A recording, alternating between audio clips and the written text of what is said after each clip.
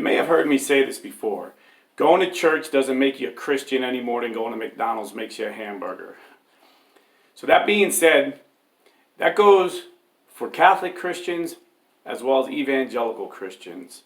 And I'm not bashing either because I was that way as a Catholic. I sat in a pew at a young age and didn't pay attention, really didn't know my faith. So that's why I was easily swayed when I was a man seeking God, and I met a really intelligent evangelical pastor who I till this day love and still quote him, and he really taught me how to exegete the Bible. He was a born-again, charismatic Navy chaplain, made captain, really great military officer as well as pastor. In fact, when I was teaching catechism and I taught our confirmation class, I exegeted 1 Corinthians chapters 12, 13, and 14, and just from what I learned from him, I still remember it, 33 years later. And our religious director, who has a master of theology and knows the Bible and church theology way better than me, said, "Wow, that was the best I've ever heard anything exegeted in the Bible. That was amazing."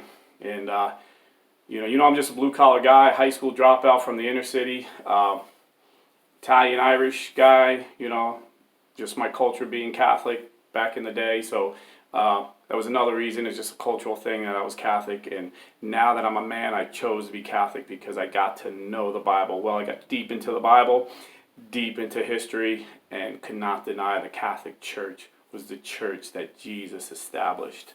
So with that, I'm giving you this background because if you know an evangelical who's just a cultural evangelical going because they like the music, they get entertained by the pastor, they got some cool hipster pastor, wears ripped up jeans, whatever the reason they go, if they're not going because they love Jesus with all their heart, soul, and mind, then these bulletproofs ain't going to do anything for them. But if, in that case, you want to get them to understand that Jesus is who he said he was, that Jesus' life, death, and resurrection is the most provable of any ancient history by far. And I'm going to make some videos on that when I get a chance. I got so many videos I want to make.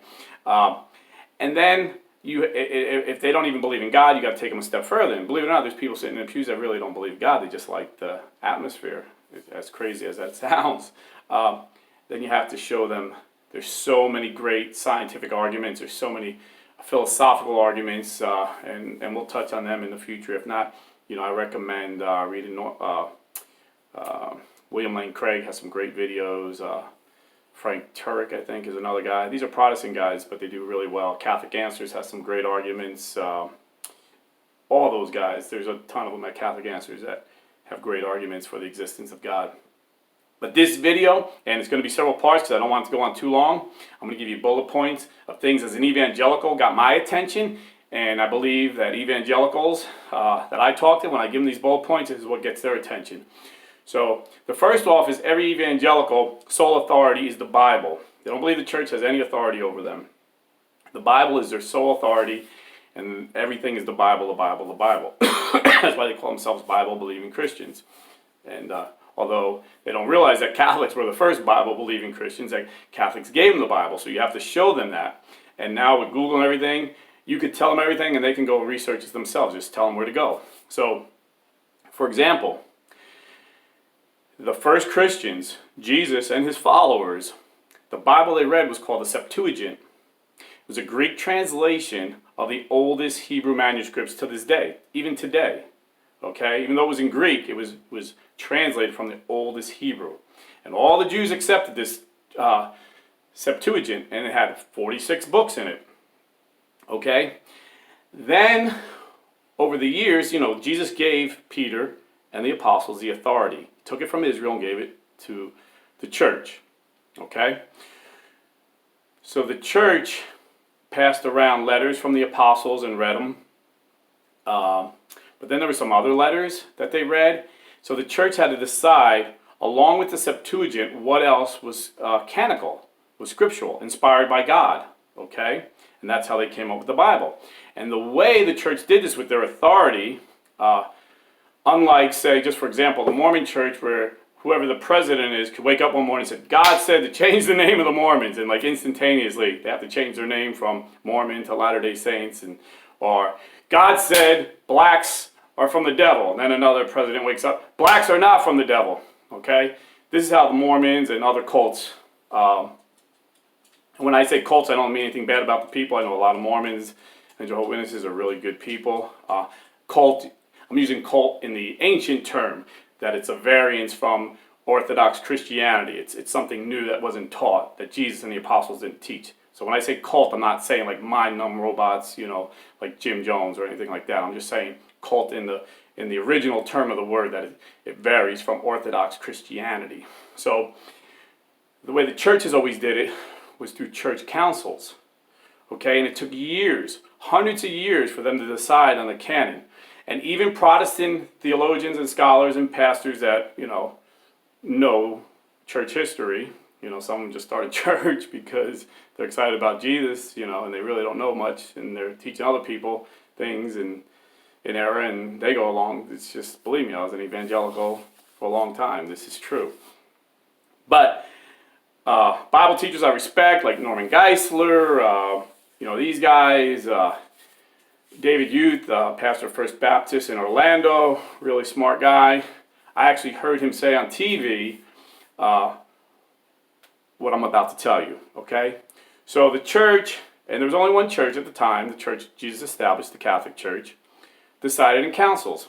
And the councils were the Council of Rome in 382, the Council of Hippo in 393, Council of Carthage in 397, and the Council of Carthage in 419.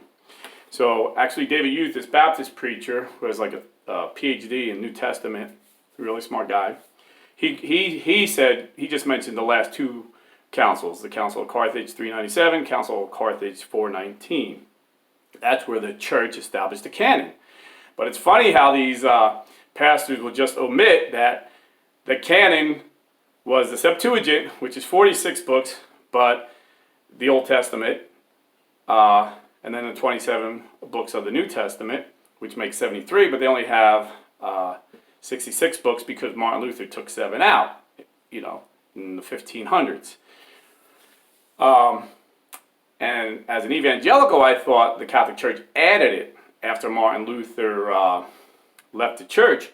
But now with Google, you could Google these councils, and they have historical, documented, authoritative papers. And I just found the Canon of Carthage 417. You could Google Canon of Carthage 417. And canon is just law. And the canon of Scripture is just one of them. It's actually canon number 24. Let me make sure. Yeah, canon 24. And it gives the list of the books in the Bible. And lo and behold, it's the 73 that the Catholic Church still uses today. They list those 46 books in the Old Testament and the 27 in the New.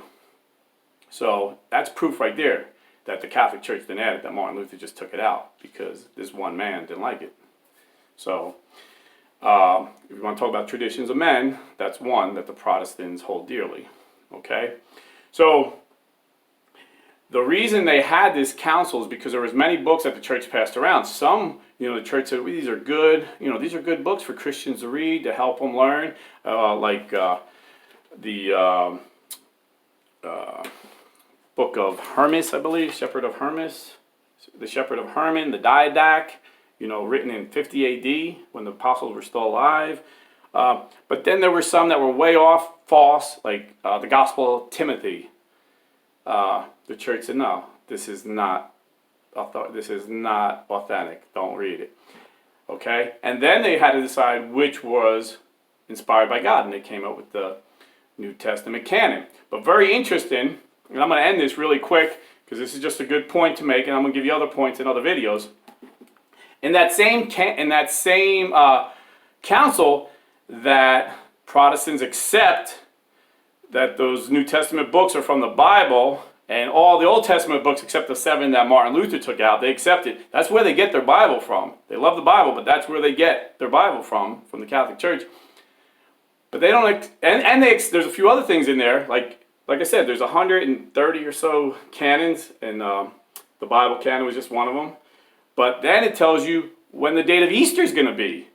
And they follow that. Those Protestants are like good Catholics. They follow the date of Easter. The Catholic Church tells them when Easter is. They also tell them when Christmas is. You know, the Catholic Church made the calendar after Jesus. That's why we have AD and BC. After Jesus, the Catholic Church made the calendar. And Protestants follow along like good Christians and celebrate Easter when the Catholic Church tells them to celebrate Easter, and they celebrate Christmas the same. But in the Council Cards, they actually set the date for Easter, which is interesting. And they also talk about virgins. They talk about priests and they talk about bishops abstaining from their wives, which is interesting. And then something very interesting, Canon 110, that infants are baptized for the remissions of sins. And I'll just read part of it. Likewise, it seemed good that whoever denies that infants newly from their mother's womb should be baptized. Okay, so the argument wasn't should you be baptized as an adult or as a newborn. The argument was a lot of Christians back then thought that we should wait 8 days because under the law, under the Old Testament law, you waited 8 days to have your baby circumcised to enter the Jewish religion. And the Apostle Paul says, or actually St. Peter, I believe it was, said, baptism replaced circumcision. Baptism now saves you. Yeah, that's in Peter. Peter said that. Baptism now saves you. Look it up. And so because of that, a lot of the Christians thought, well, it replaces circumcision. To enter the church, you need to be baptized, so we should wait 8 days. And the church that decided what book should be in the Bible says, no. Likewise, it seemed that whoever denies that infants newly from the mother's womb should be baptized, or says that baptism for remission of sins, but they derive from Adam no original sin, which needs to be removed by the lever of regeneration, from whence the conclusion follows, that in them the form of baptism for the remission of sins is to be understood as false and not true. Let them be anathema. So the church from the very beginning is teaching that as soon as that baby is born, baptize them. Don't wait. And if you say to wait because it's for the remission of sins and they don't have Adam's original sin, you're wrong. It's a false teaching. So it's very interesting. They pick and choose what part of the canon. But the Lutherans still baptize infants, and the Presbyterians. It's just the further has evangelicalism got away from the original teachings of the apostles and the early Christians. That's where they came up with this. You got to be an adult to be baptized. But that's just one interesting point. So the point is, the church had the authority to decide which books were in the Bible, and Protestant evangelicals accept that. But they cherry pick other things that the church had the authority for. So God bless. I hope this helps. Bye.